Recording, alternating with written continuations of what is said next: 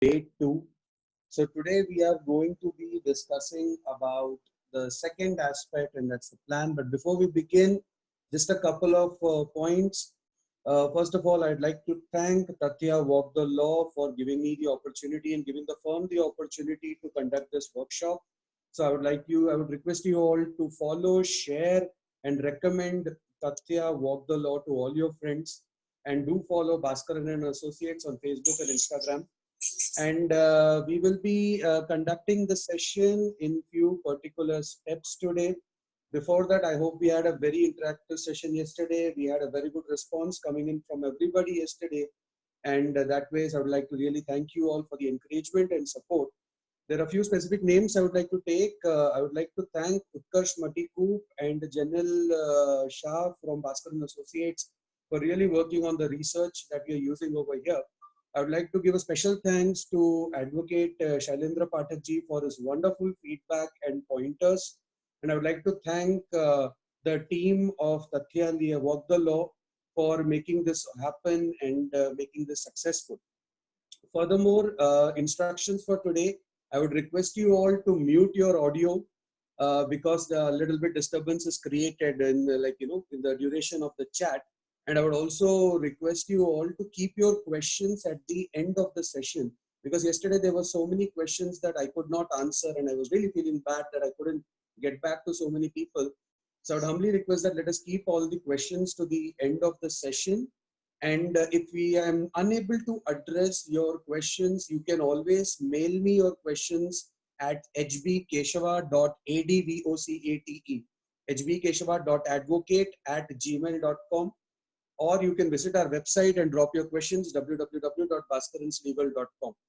Okay, so today's session is going to be the more technical session. So we are going to talk about the procedural aspect of information technology, how information technology functions, how the law functions, and we are going to dwell a little deep into the Information Technology Law 2000, the Amendment Act 2008, and the acts which are connected to it, which actually makes everything possible. Okay, so in today's session, we will be again dividing it into two parts. The first part, we are going to have the discussion in basics. Then we're going to have a 5-minute break. I will be notifying 5 minutes before the break. And once the break has been concluded, we will be continuing with the same, and I will be addressing your questions as well. Okay, so let's begin today's session. So yesterday we understood the different types of cyber crimes that can happen. Okay, we looked at the different types of offenses that are there. We saw a lot of fraud. We saw fraud-based offenses. We saw credit card, debit card theft. We saw certain aspects where social media can be stalked upon. We saw different types of attacks that happen. But where we have dealt with the different types of attacks, today our focus is going to be on how to deal with the situation from like being a part of the legal fraternity, and some of us who are also not from the legal fraternity, how to deal with the situation, for which we need to understand two major aspects. One is called as contravention and one is called as offense. I'll repeat myself. One is called as contravention, one is called as offense. So to make it easy, I'll put it in this way: where it is civil in nature, where it is criminal in nature. Cyber contravention, where we have the application of the Code of Civil Procedure, and cyber offense, where there is the application of the the Code of Criminal Procedure and the Indian Penal Code. So before that, let me begin with explaining to you what can fall under contravention. Now, contravention basically is dealt between section 43 and section 45 of the Information Technology Act. Section 43 and section 45 of the Information Technology Act. It is between this ambit.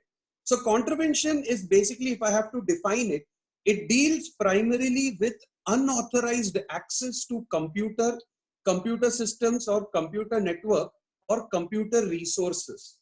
Okay, majorly the contraventions have to be under a circumstance where a person is entering a particular website without permission, entering a particular server without permission, breaches a particular server without permission, like goes into the server and just manages to manipulate certain data, tries to extract certain data, tries to delete certain data, they all fall under contraventions. Furthermore, many times what happens is there are agreements, there are contracts between people on the cyber front, as we call them as e-contracts. Even though the contract law is applicable here, but there are certain aspects where we are talking about compensation and damages, which all fall under contraventions.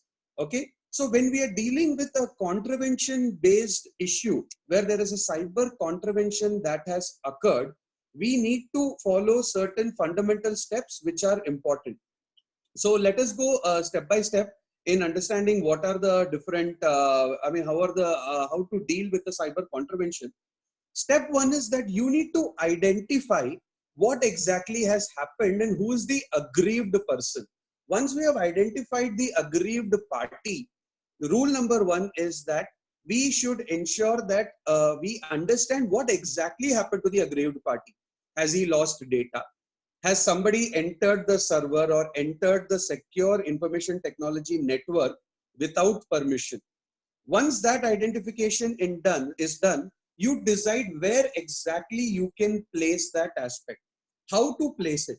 Now we have section 43, which has multiple subclauses, 43A to 43J, which talks about access or secure access to secured networks, downloading or copying extracts of certain files of certain documents. Then we have introducing certain malwares, introducing certain viruses to a particular network, or damaging the data that is already available in that particular in that particular server, in that particular network. Or we create a disruption. Yesterday we spoke about DDoS attack, that is denial of service attack. So a person has caused the denial of service attack. Or we can go into another point, which is unable to protect data which is already existing. For example, Google, Facebook, Instagram.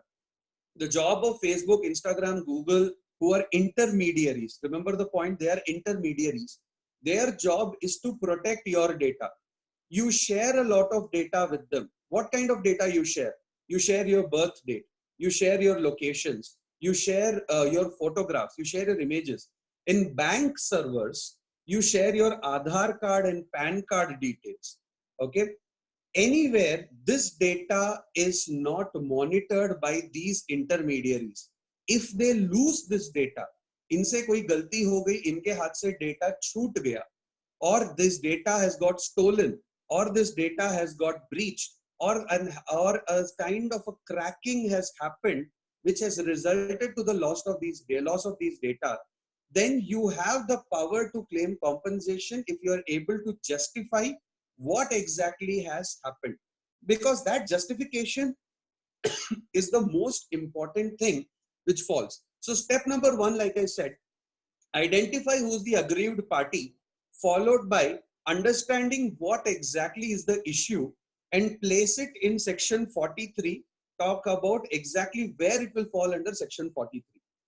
Once this factor has been done, collect adequate evidence from your side. Once you have done that factor also, then you proceed to a scenario where you actually go forth and you deal with thank you, Vivek, where you go forth and you deal with the adjudicating officer.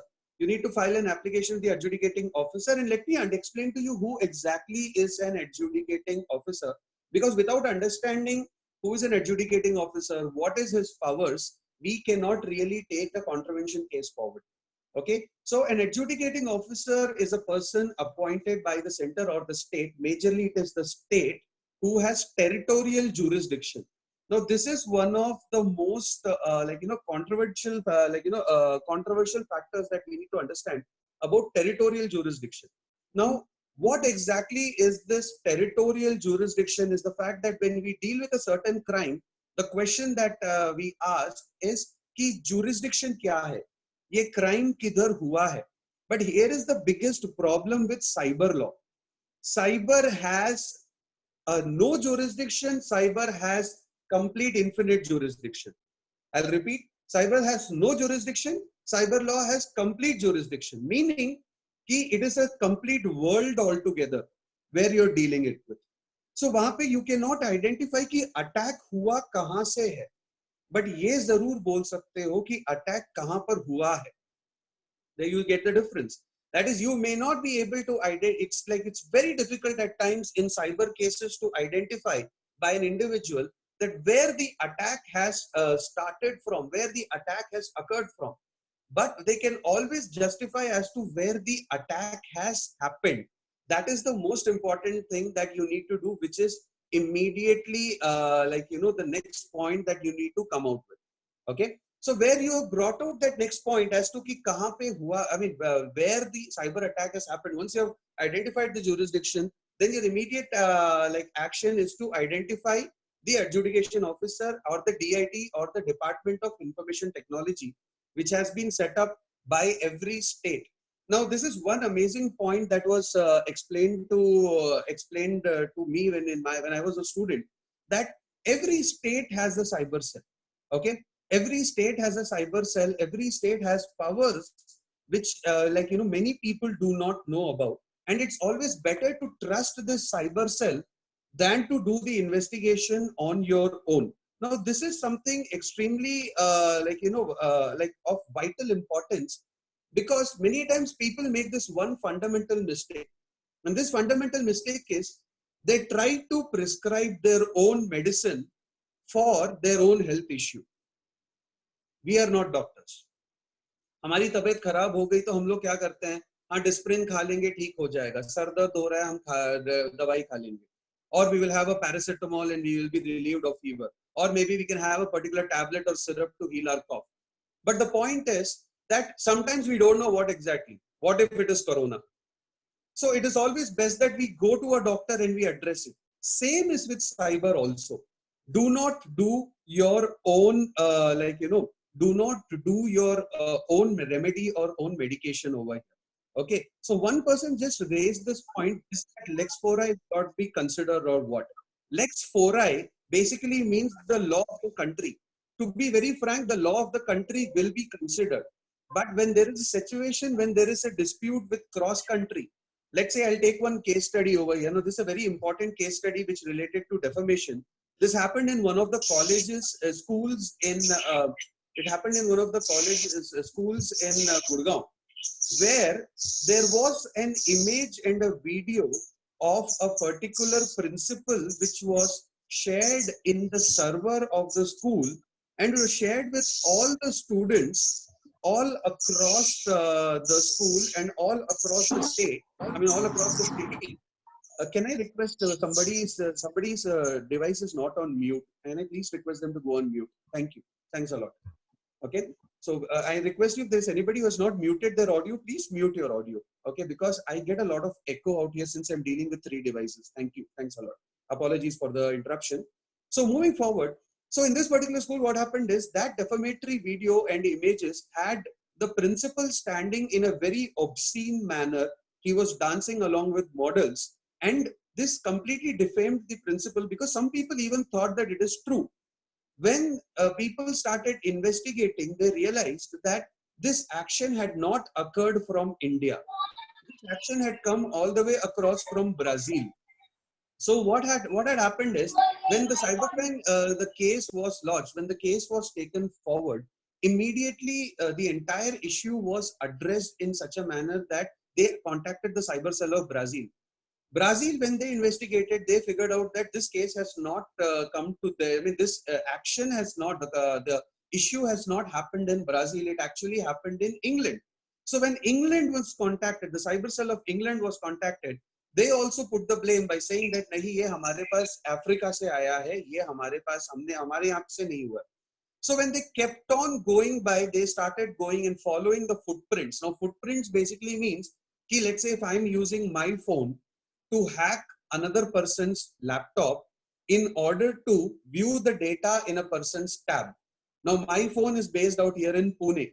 So I am hacking a person's laptop who's sitting in Delhi in order to access a tablet which is sitting out there in Calcutta. Then the IP address changes and there are something called as digital footprints. So in order to track the digital footprints, many different jurisdictions got involved. Many different jurisdictions got involved in that particular school's case. And the funny story is, when they finally found out where the origin was, it was from the school itself. One of the teachers who had a very big issue with the principal had actually committed the crime, or actually had committed the offense of defamation through the IP address of the school, and by spoofing the IP address of different countries, different sectors, by different individuals, the person thought that she could get away. But unfortunately, she was caught when her footprint was traced back.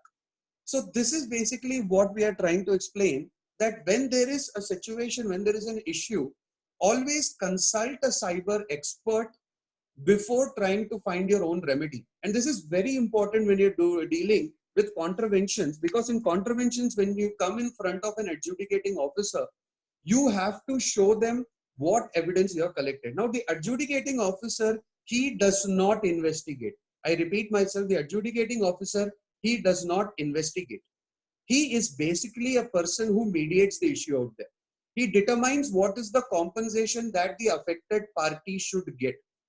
He determines what are the damages that have occurred. Let's say that if I say that my data got breached by a person X or a person Y, then it is my duty to explain how much loss has happened to me because of that data breach. हो सकता है कि no data is lost at all. It's highly probable that, like no data was deleted. It's highly probable no data was stolen. But nevertheless, the breach happened, which has put me in a situation where I have to tighten my cyber security measures. It has put me in a situation where I have to, strengthen my cyber security measures. So when such kind of a scenario is created, when such kind of a point is created, when such kind of a position is created, you determine what is the amount of damages or what is the amount of compensation that you can claim, which you do so in front of the adjudicating officer. Now, the adjudicating officer basically has territorial jurisdiction.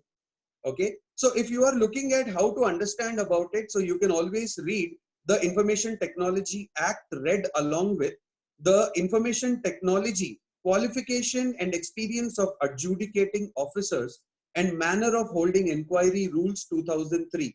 I'll repeat. You can always read the Information Technology along with Information Technology Qualification and Experience of Adjudicating Officers and Manner of Holding Inquiry Rules 2003. So when you are actually experiencing an issue which has fallen under 43, 44 or 45, that is where you are bringing the matter in front of an adjudicating officer. Now let us look at two case laws. One particular case law which saw the jurisdictional aspect. One was JCB India Limited versus Abhinav Gupta.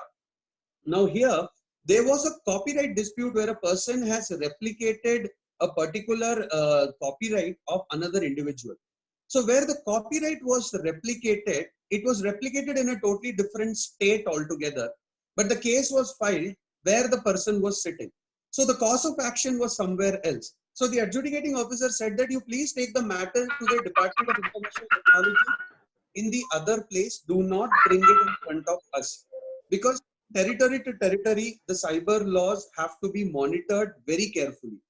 It is sometimes very difficult to monitor the breach or to monitor the server or to monitor the IP address sitting in a totally different place. That is where people have to come together and they have to work as a team in order to make it happen.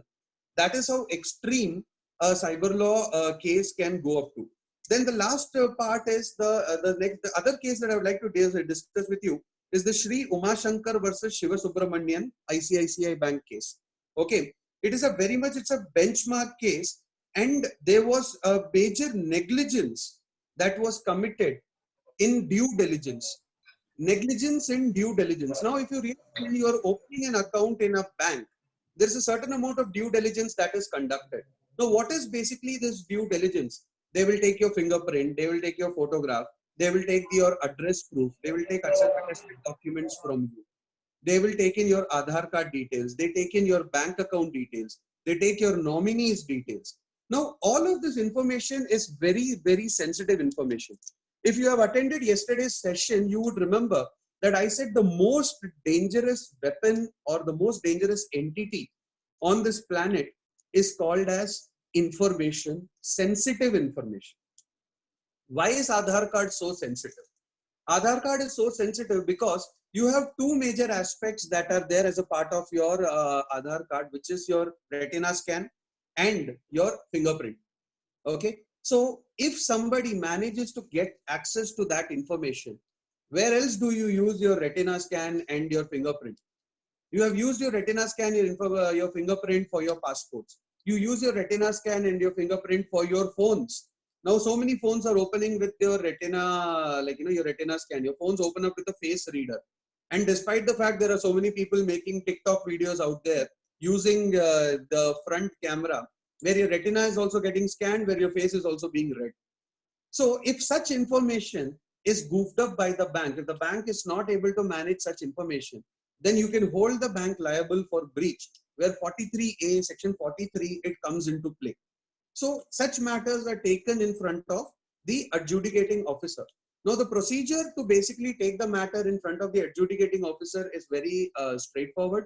You follow the rules that are mentioned as per the IT Act Rules 2003 for adjudicating officers.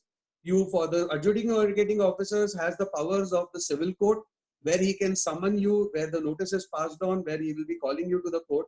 You have to draft the application with all the necessary details that is required and what has happened with the right evidences. Once you file it, the action takes place, and that's how the decision comes forward. But if you're not happy with the decision passed by or the order passed by the adjudicating officer, you always have the power to appeal to the High Court. Now, this is where contraventions come in. Now let's come to the most important part of it, called as the cyber offenses. Now, cyber offenses are the ones which actually need to be taken, like you have to take due care, because cyber offenses, Hindi mein bola jaye to bathere hai. There is not just one or two, there are so many cyber offenses spread across. And yesterday we just saw a trailer of the different types of offenses that have happened. Cyber offenses include pornography, include sharing pictures of another human being somewhere else, sharing pictures morphed into different images and shared with people, secretly videographing people, like that one particular case, CCTV case, the webcam case I had spoken about yesterday. It also includes factors where child pornography comes in, defamation comes in, threats come in. So basically, offenses are different from contravention on one major principle, is the fact that a person can be either jailed, a person can be penalized, and most cyber offenses are cognizable in nature. Okay, where the police has to get involved and an FIR has to be lodged. That is where offenses come into play. Offenses majorly fall between section 66 of the Information Technology Act and section 74. So let me just go into some of the sections for your understanding, so we can understand as to how these cases have to be dealt with and how the evidence is procured over here. So some of the offenses that we can take forward. Thank you, Vivek. Can we open section 66, Vivek? Thank you. So section 66, we are talking about computer related offenses, where they majorly say if any person dishonestly or fraudulently, okay, dishonestly or fraudulently. Now here is the point, answering you, Lokeshwaran, dishonestly or fraudulently comes over here where you're talking about stalking also. Okay, but Lokeshwaran, may I request you to keep the questions in the end, but since you've raised it, I've just asked it to be to be as disciplined as possible. So let's keep the questions in the end. But where anything is done dishonestly or fraudulently, you're talking about Riya. You all know there is where Riya or the mental intention that comes into play. So I'll read out the section to you. If any person honestly or fraudulently does any act referred to in section 43, he shall be punishable with imprisonment for a term which can extend up to 3 years. Now, or with 5 lakhs or both. Now, you would have noticed that where 43 talks about certain factors which can cause damages, section 66 takes 43 to the next level. It takes 43 to the next level, wherein a person is doing this dishonestly and fraudulently in such a manner that he wants to hurt the other person. वो damage करना चाहता है, वो दूसरे person को hurt करना चाहता है. He wants to make sure that the other person suffers.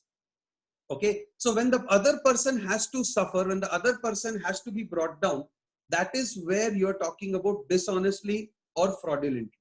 Now moving forward, we have there are few particular sections that have always caught my attention.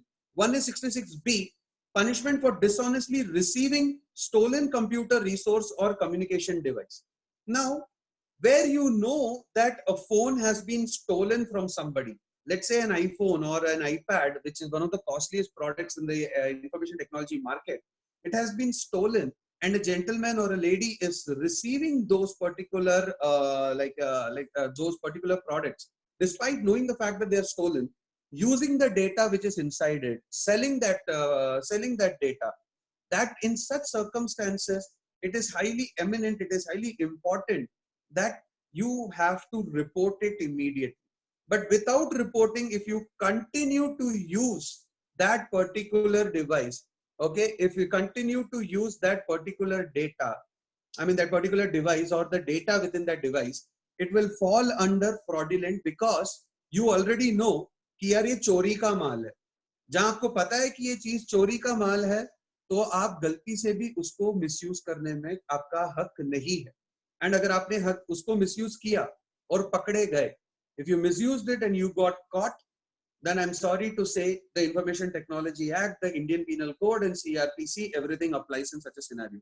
And let's look at section 66C, is punishment for identity theft. Now, my dear friends, identity theft is one of the most commonly occurring issue in a current day scenario. Why is it very important that identity theft has to be looked into? Anchal, can we keep the questions to the end? I will definitely answer your questions, but let's keep it to the end. Na? Thank you. So when you have identity theft, the biggest challenge that is faced over here is that people create fake profiles on Instagram. People can create fake profiles on Facebook, and they actually go forward and start offering people services, or start challenging people by saying that let us be friends, or start harassing people. Like there are so many cases where people have been harassed from fake profiles. It's not just that. There are fake profiles which have cheated people also by saying that I would like to marry you, I'm so much interested in you. They'll start a very, very, very nice chat with that person. And by the end of everything, when everything is done and dusted, the person realizes that he or she has been cheated. हाथ से पैसे भी गए, हाथ से सब कुछ चले गया. So when such kind of a scenario or such kind of a problem is created, then सामने वाला इंसान क्या ही कर लेगा? So but if you are caught in such a scenario, अगर आप लोग पकड़े गए, so then this particular section, that is 66C, applies over here. Then comes 66D, which talks about punishment for cheating by personation by using computer resource. 66D. Whoever by means of any communication device or computer resource cheats by personation shall be punished. Okay, so C and D, they always come together. Jahan pe, you use somebody else's data. There's another factor that has to be looked into when you're dealing with section C, 66C and 66D, is using somebody else's signature and digital signature. Now we all carry something called as a digital signature. I carry a digital signature. I'm sure most of the advocates who are also attending would carry a digital signature. So जब आपके हाथ में एक digital signature एक जैसी एक sensitive चीज होती है, it is always important to keep it secure. Reason being that if somebody misuses that signature pretending to be you, then ultimately you are in trouble, and if the person is caught, he is also in trouble. And if you are an intermediary, now this is the most important thing, if you are an intermediary, then you are also in equal amount of trouble, unless and until you prove that you are innocent and you had no clue that this was going on. Moving forward, we have other different sections like 66E is there, 66F is there, violation of privacy is there, 66F talks about cyber terrorism. Can we just keep scrolling? Maybe we can just share what are the different sections over here. Then we have 67, punishment for publishing or transmitting obscene material. Obscene material. Now this was one particular case where a student decided to play a prank on his university server. So what he did, in the name of an assignment, in the name of somebody else, he uploaded a particular document which was actually a pornographic document. Now that pornographic document was viewable by almost 10,000 students who were spread out in the entire university servers. Not just the current students, even the alumni who were connected. So every time the person clicked on that particular link, it opened a particular a document which had a lot of pornographic images and videos, which ultimately destroyed the reputation of that university. I'm not going to take the name of that university, which ultimately destroyed the reputation of the university. Luckily, they were able to track down who has done it, how it was done. And that way, immediately they were able to take an action to take it down. But the person who was caught eventually, that person was majorly penalized because he decided that, it would be fun to do it. And here's the worst part of it. Those pornographic images were actually, it belonged to people, it belonged to normal people, not people who were into the business of pornography. They were actually people who were whose videos were shot without their knowledge, and that was shared on the university's server. Such things have occurred over a large period of time. So all these factors majorly fall under offenses. So when you're dealing with such kind of offenses, you need to remember that you don't take it to an adjudicating officer. You never take it to an adjudicating officer. Because in 2019, a very beautiful thing has happened, that many different metros are there who have actually come out with their own cyber police. Many metros such as Pune is there, like Chennai is there. So they all have come out with their own cyber police who are actually able to investigate upon such occurrences, who are able to investigate upon such events, who are able to investigate upon the evidence, and they're actually able to come out with a solution to the problem. So therefore, when you're dealing with offenses, it is highly recommended that खुद से आप लोग इसका solution मत निकालो. I'll be talking about this in the second half of the session. It will be called as the preservation of cyber information, which I'll be talking about in the second part of our session itself. But right now we are going to understand about the offenses. Now these offenses come with major penalties. Well, like if you see 66F, 66F comes with a life imprisonment because we're talking about cyber terrorism. But unlike other sections where you have imprisonment, where you have fines which are placed forward, 66F is extremely different in those aspects. Now moving further, when we are dealing with computer related offenses, what are the other laws that get involved when you're dealing with the criminal aspect? So basically, when we are talking about, again, I'll repeat myself because this point has been raised twice. I'll repeat myself. When you're dealing with a contravention where an organization or a company or an individual feels that their data has been breached, or a particular intermediary like a bank or Google or Facebook has not protected their data, usko tum contravention bolte ho. That is called as a contravention. Meaning to say that in that circumstance, what happens is that there is no major penalty over there. There is majorly compensation that is coming out. Okay. But on the contrary, when you're dealing with offenses, which is different from contravention, there is a malicious intention that is involved. Okay. So where the malicious intention has been proved and it has caused extreme amount of damage, which can even result in death, which can result in fraudulent activities, which can result in dishonest activities, then it is different from that of contravention. In those cases, you go in front of the cyber police or you go in front of the cyber cell. There CRPC is applied. Whereas in contravention, you treat it more like a civil nature, where CPC will come into play. Let's say the bank is promising you that we will protect all the data that you share with us. But aapko pata chala that bank has actually that data has got breached. Or you come to know that that data has been used by other people. I'll give the finest example over here. When you people go to a particular bank, you open your particular bank account, you provide your phone number. Some of you would have definitely received a call in just a matter of few days that would say that would you like to open your account with X bank or would you like to open your account with Y bank? Bhai unko aapka number kahan se mila? Where did they get your phone number? That is called as data contravention. At the same time, if somebody uses the same data and tries to harass you, trouble you, breach your account, take money away from you, that is offense. First case is contravention, where your phone number was shared with another person to give you a call, to give you a cold call.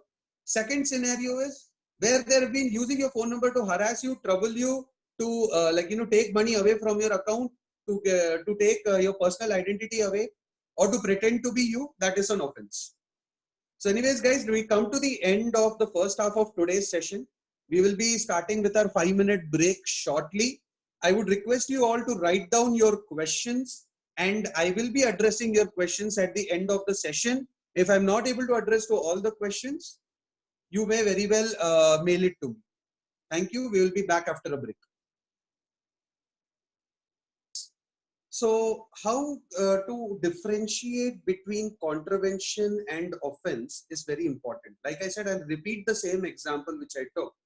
See, contravention is basically breach of confidential information. Okay? Confidential information, breach of confidential information. For example, I am sharing my personal data with a bank for opening an account. It is the duty of the bank to safeguard that data, which includes my Aadhaar card, PAN card, which includes my personal information, my nominees, my family members, my parents, my children, blah, blah, blah. Sara data unke paas rehta hai. If a third person is managing to get access to that information, is contacting me and saying that, sir, I would like to offer you another loan scheme from this particular bank. Sir, we realize that you have taken an insurance policy with this particular organization. So we are also offering the same insurance policy, but a much cheaper rate. So where is this data coming from? It is all because if the bank fails in saving that data, if the bank fails in protecting that data, or if this insurance agency fails to protect that data. Now let me take another example. Something like the 99acres.com, or something which has to do with all your real estate brokers. When you share your details with one of these real estate people and show interest that I'm interested in purchasing a house, you start getting messages and calls from so many people. They start saying that, so you can buy your dream home at this particular amount, you can buy your dream home in this particular location. Your phone number, your identity, your address, everything has been shared with those people, which is absolutely not right, which is absolutely wrong. That should not be allowed. Okay, so that is the first thing where you understand what is contravention. There you can always tell the bank that please safeguard my data or I'm withdrawing my data. But even after you withdraw data, sometimes the residue is left. Phone number to aapka reh hi jayega. Those people will still keep contacting you from time to time. So in such a scenario where you feel that you are being in a state of, utter turmoil, where your data has been, used by so many people, where it's being viewed by so many people, and the bank has failed in protecting your data, then you call it a contravention. You take the matter in front of an adjudicating officer. Note the point. यहाँ पे कोई धमकी नहीं है, यहाँ पे कोई offense per se नहीं है, यहाँ पे nobody is harassing you, nobody is threatening you, nobody has used your data to pretend to be somebody else, nobody is sending obscene materials to you. That is contravention. Offense, on the contrary, is totally on the other side.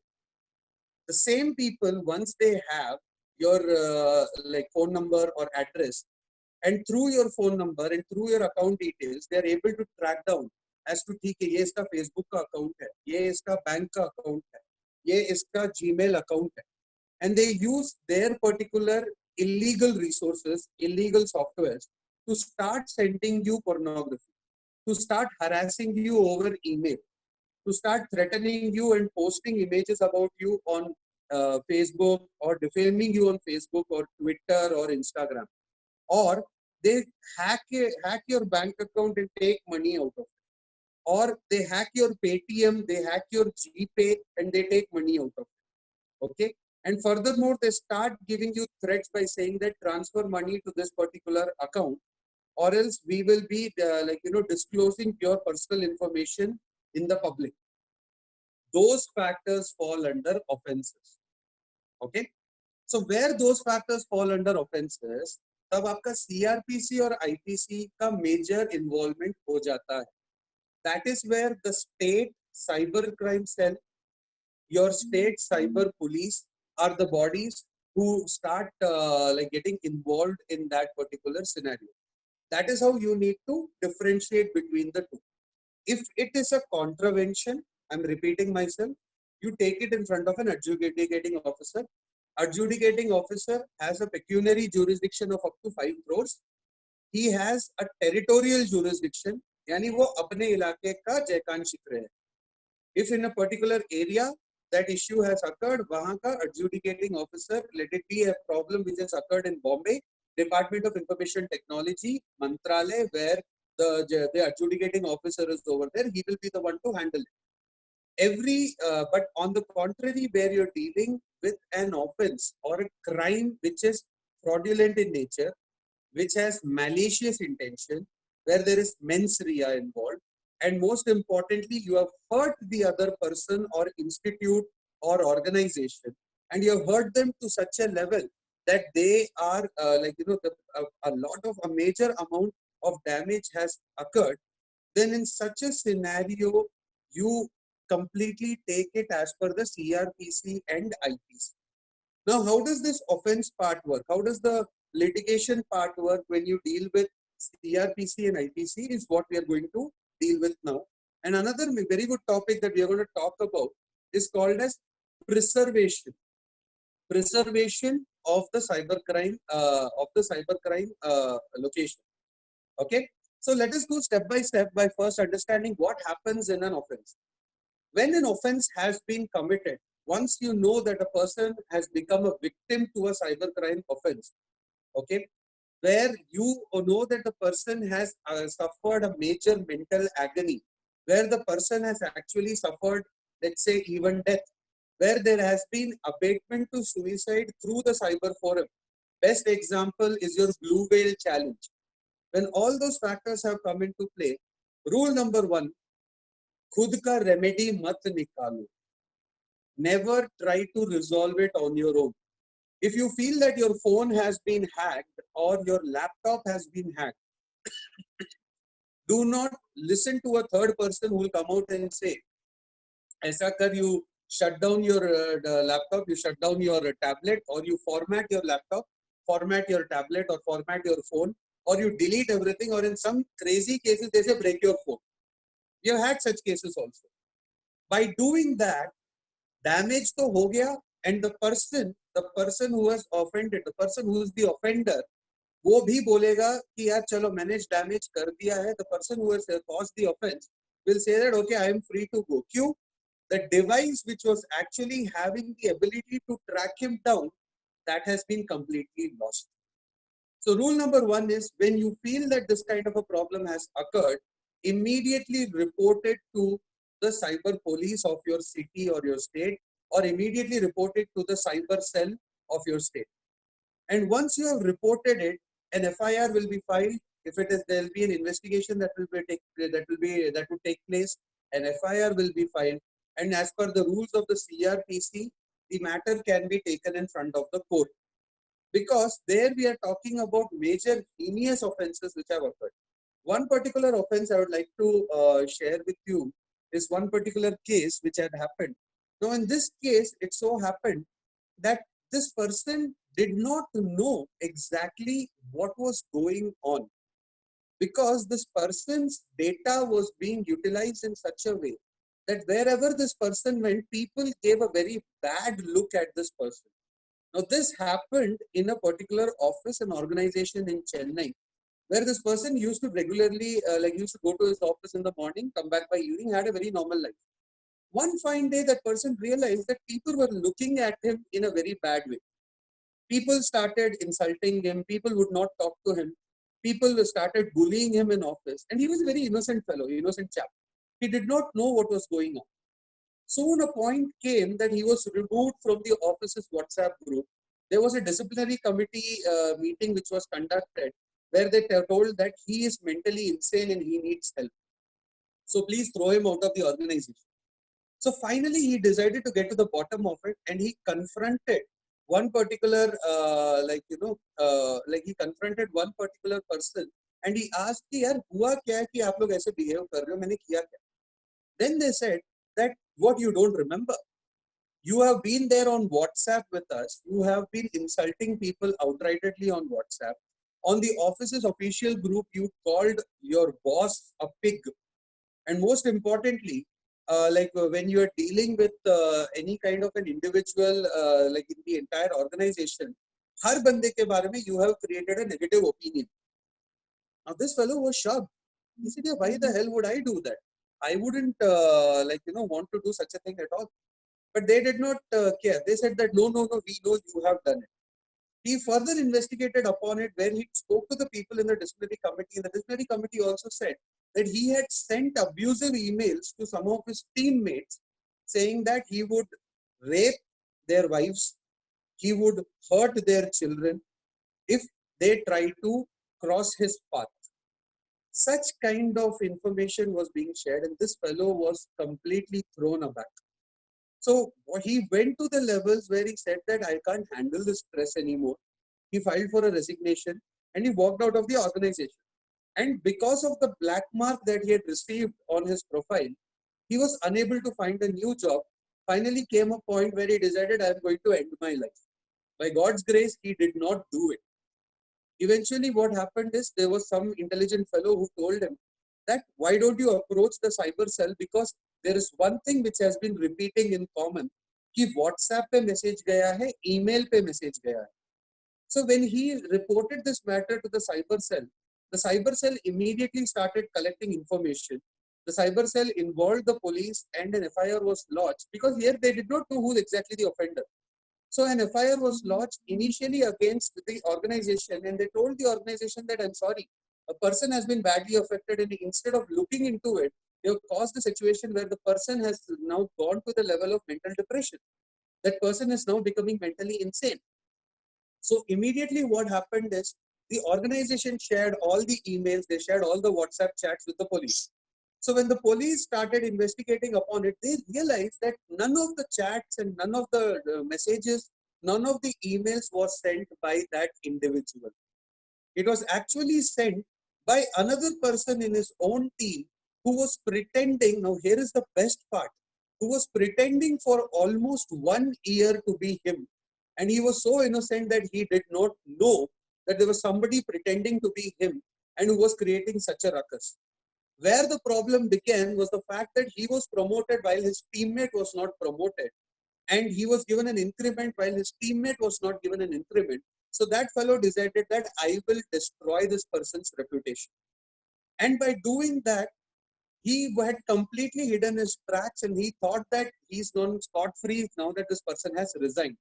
But he did not expect the cyber police and the cyber cell of the state to get involved. So step number one in dealing with any kind of a cyber offense, not contravention, cyber offense, is that report the matter to the cyber police. Every state has its own cyber help website, cyber crime website, where you can go to the website, you can file a complaint, provide them with the necessary data, and it is their job to immediately look into the same. So every state has it. Karnataka, Tamil Nadu, West Bengal, Delhi, UP. Every state has their own website where you have a cybercrime helpline number, or you can call them and report that such a thing has happened. So immediately an action will be taken. Since you all are users of Google, you can find it for your own individual states. Now, when we are dealing further with cybercrime offenses, let's go step by step about how it happens. Once the complaint has been lodged, the evidences will be collected. Now, where the evidences are collected, the evidences can be of any form. The evidences can be in the form of account usernames, passwords. Evidence can be in the form of the device itself. Let it be the phone or the laptop or the tablet itself.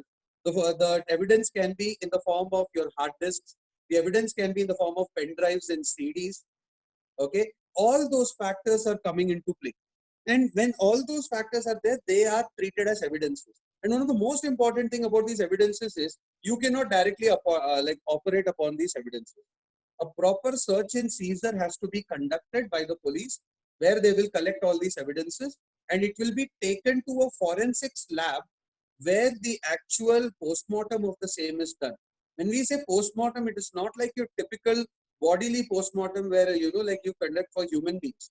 Here, when we are talking about postmortem, we are talking about those devices which should be which is completely replicated, and you conduct the entire forensics on the same.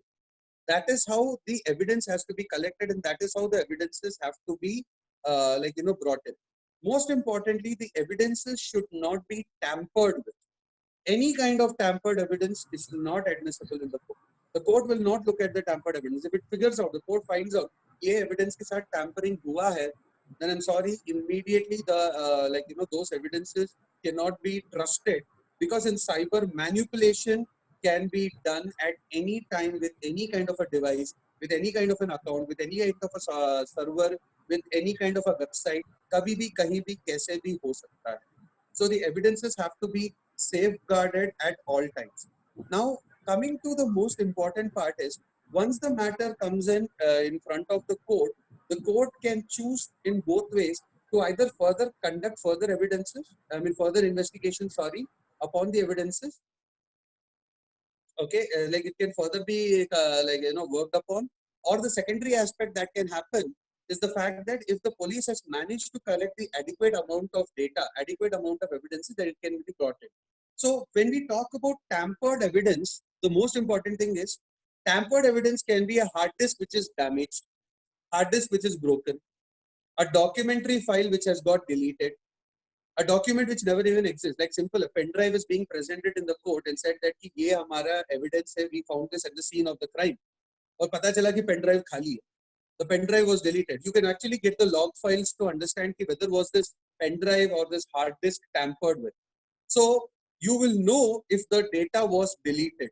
If the data was deleted by a third person, okay, then they will say that the evidence has been tampered with. So they will have to relook the entire matter in a completely different angle. Because many a times what happens is the data which has been procured or brought in, people try to hide their tracks. Now we come to the most important part of this offenses aspect, where we are talking about the preservation of the cybercrime scene. Now, preservation is, by God, trust me, the most essential aspect which you need to realize. So let me go step by step about preservation. As students, you all know, as students and legal professionals, you all know that the boys' locker room issue has happened in a very recent time. So if you all are aware about the boys' locker room system, if not, I will just explain it in short what happened in the boys' locker room issue. Is that a particular group called as the boys' locker room was created, and it was a very major controversy where they started body shaming women. They started using abusive language against women. They started using photographs and sharing photographs. And these were all people between the age of 16 to 17. And a lot of people were defamed. A lot of people were harassed. And probably there are people who may have even attempted a suicide. And there have been records of the same. But it went to a level which was quite annoyingly, it was quite surprisingly critical. People could have died. Like how it happened in the Blue Whale Challenge. Blue Whale Challenge is one of the darkest areas of the cybercrime history. Same with the boys' locker room can be treated as your COVID-19 darkest history when you're dealing with the cybercrime issue. All these people had to be tracked down. First thing first, Instagram was questioned as to how dare you allow such people to even put forward their chats, put forward their discussions. Statements like this woman should be harassed, this woman should be raped, or XYZ kind of statements which are extremely disgusting for the human eye and human mind and human soul was stated out there, which put the people in such a crisis because they did not know ki unki bari kab aayegi, as to when they will become the victims. So this was in such a scenario that you had to immediately, all the jurisdictions, different jurisdictions had to act upon it immediately. The cyber police got extremely busy with this case because they had to take down the boys' locker room case because everybody was suffering over there, whoever was a part of it. And there were also theories to say that women with fake IDs had created an account and had become a part of the boys' locker room.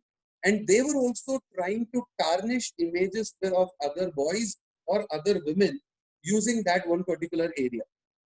Okay.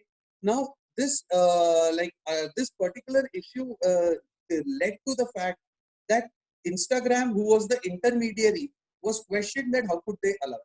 Recently, you all saw YouTube versus TikTok, which was going on, where there was this one particular video where a lot of abusive language was used to roast another entity. Okay. Now, the whole point is that roasting is a very funny culture. It's a very it's a very nice culture. But where you're defaming somebody to such an extent that the person's reputation is being spoiled, where people are putting death threats against such a person, then it is completely treated as a cyber crime and a cyber offense only. It comes purely under the ambit of cyber offense and cyber crime.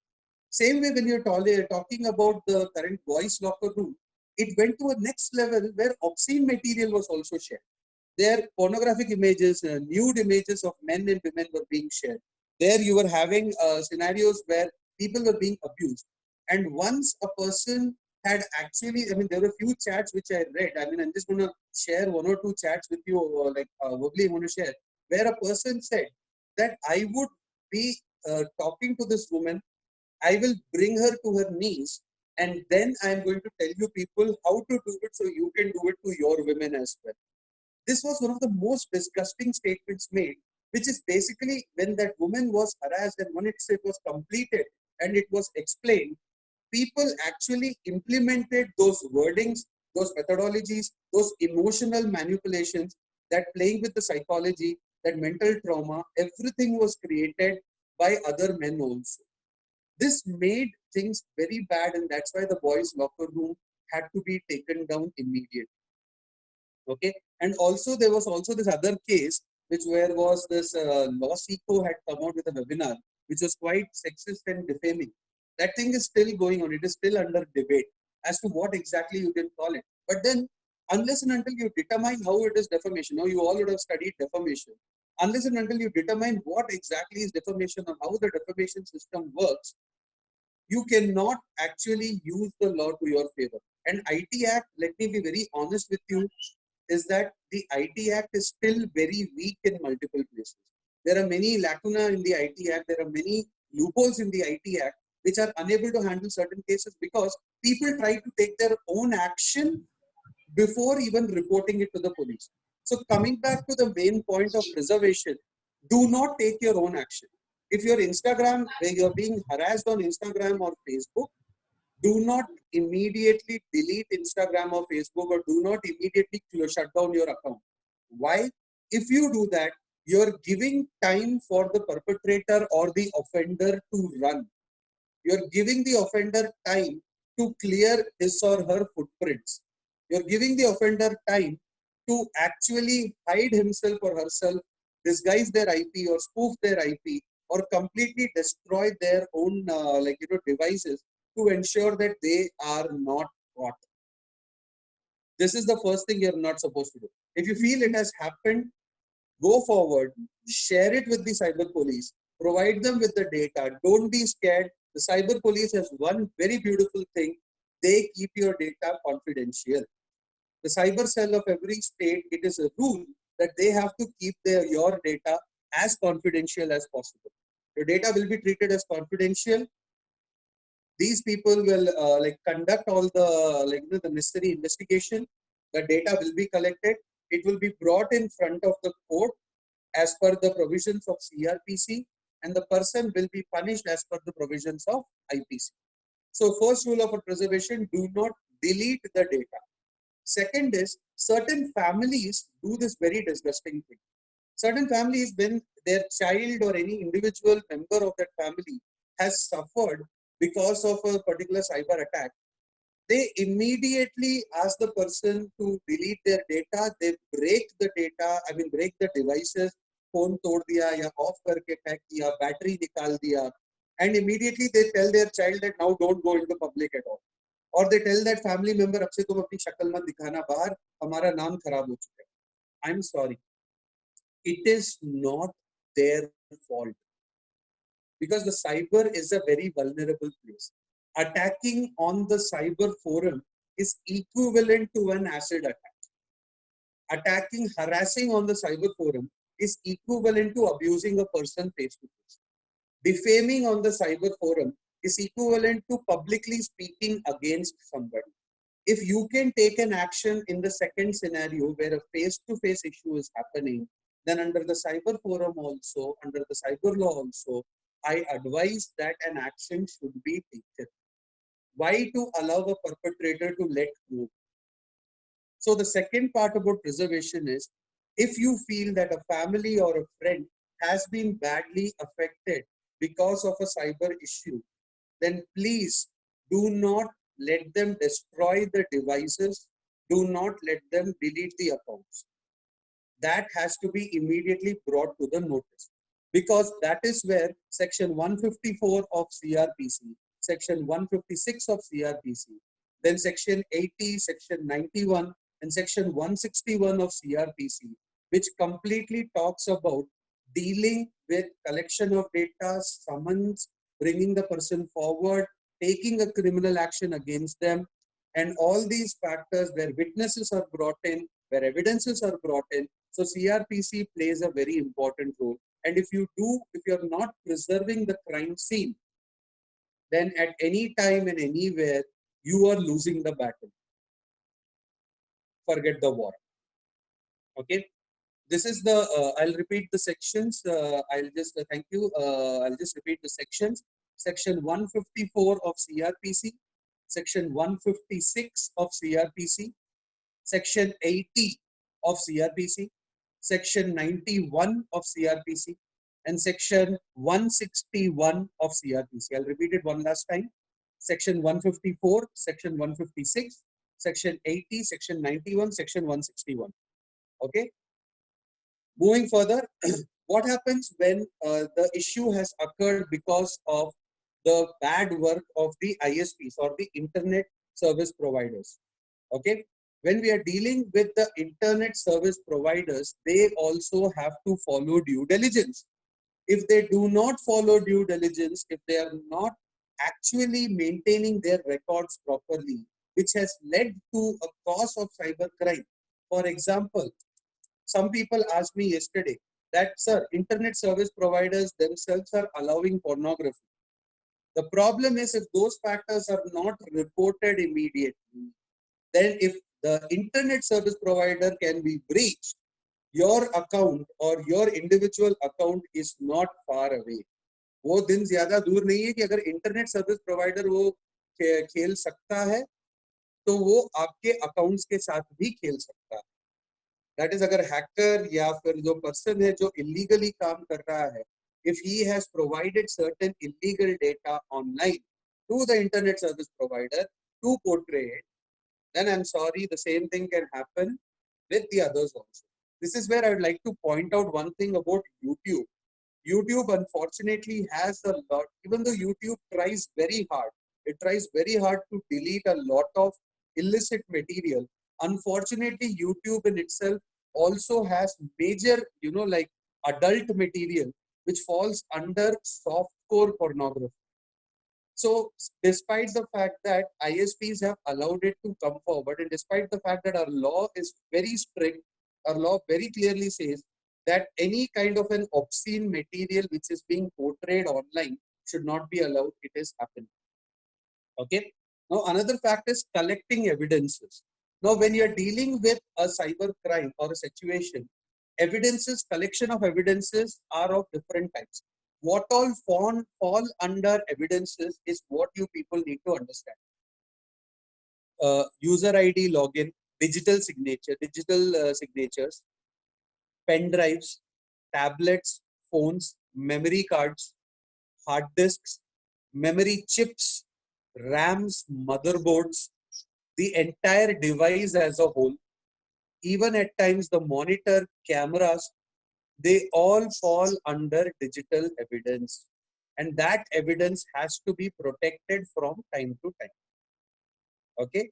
Do not tamper with the evidence. So if you see that an offense has occurred, step one, go to the cyber police, report it, let them investigate whatever data they ask, provide them. They will take it forward as per the CRPC, and finally an action will be taken in court. If it is a contravention, very simple, collect the data, collect the evidences, place it in front of the adjudicating officer. The adjudicating officer is a mediator who will take the decision, and your damages, whatever you're claiming, you can claim it very clearly and easily. Okay. And we have another just 10 minutes to go. I would just like to cover one last point before we can take the questions, because we have a paucity of time also over here.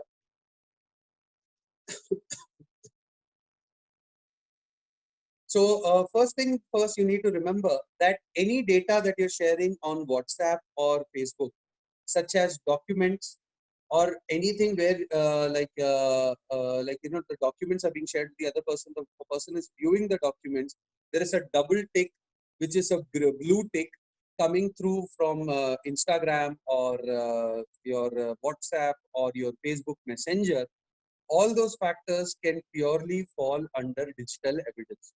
So the Indian Evidence Act, which we'll be discussing tomorrow, deals with multiple aspects which are talking about evidences. So these evidences have to be protected from time to time, for which I will take an example of one particular judgment, State Bank of India versus Rohit Jadhav. It's a 2018 judgment, which clearly spoke about the blue ticks in your WhatsApp. Okay. So I am open to questions right now. So I'll be taking the questions one by one. So Shreya, you have asked the question, how personalized advertisements are also a breach of privacy. How can it be legally dealt with? Now, personalized advertisements can fall under different types. Okay. One is where an advertisement, now recently a case happened where there was this Instagram social influencer. She had put up a lot of photographs on her Instagram profile, which was used as an advertising photograph for a dating website. Her photograph was used as a front foot image of your dating website, and that way the person who had started getting harassed, she was getting calls as to when have you started dating. So that is one example I'll give you, Shreya Sukankar. Okay. Coming to the next question, one second. Actually, I have so many questions. It's a little difficult for me. Is it safe to use Arogya Setu app as our location is shared? Okay, Keenal Khona, the answer I'll give you is that just 1 week back, Arogya Setu was hacked. Just 1 week back, Arogya Setu was hacked. Okay, so I would request you use it with care. And furthermore, you're talking about location, Facebook access to your location, Temple Run access to your location, Candy Crush accesses your location, PUBG accesses your location, Gmail accesses your location. All these factors access your location. Okay.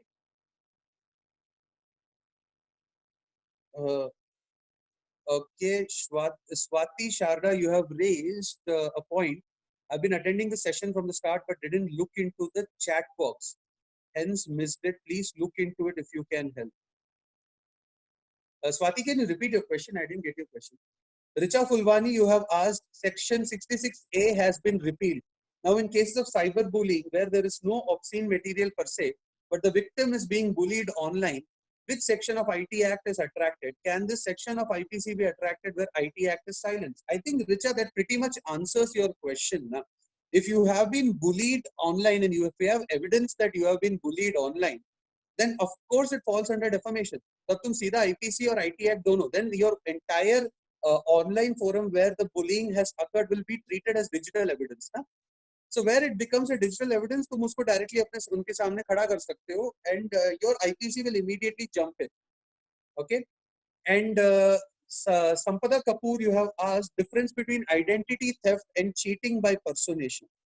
Identity theft is very simple, where a person has a signature, digital signature, existing data hai, and you start fooling people that you are that one particular person. Okay. And when you're talking about personation, personation comes on a totally different tangent. There's a very thin line of difference between the two. Personation means it is very simple that you decide to pretend to be somebody totally different who has no existence. Like let's say I am HB Keshava and I create a profile called as my name is Rajesh. Okay. And I say that I have studied in XYZ college, this is my qualification, I put up a fake ID, a fake photograph of some person I just found on Google. So that is the complete impersonation part. I mean, totally creating a different persona altogether. Okay. So another question over here. It was okay. Sir, pics and videos sent on WhatsApp, are they secured? Unfortunately, I will say that it's best you don't share a lot of personalized pictures and videographs on WhatsApp. Okay. Answering to Pooja Sobhani. Okay. Please do not do that. Lokeshwaran, you have asked, is stalking a cyber contravention or cyber offense? What is stalking? Let's say that a creepy person is following you day in and day out. A creepy person is coming behind you wherever you're going. Will you not be alarmed? Will you not be worried? Won't you report it to the police immediately? So it is an offense, my friend. Okay.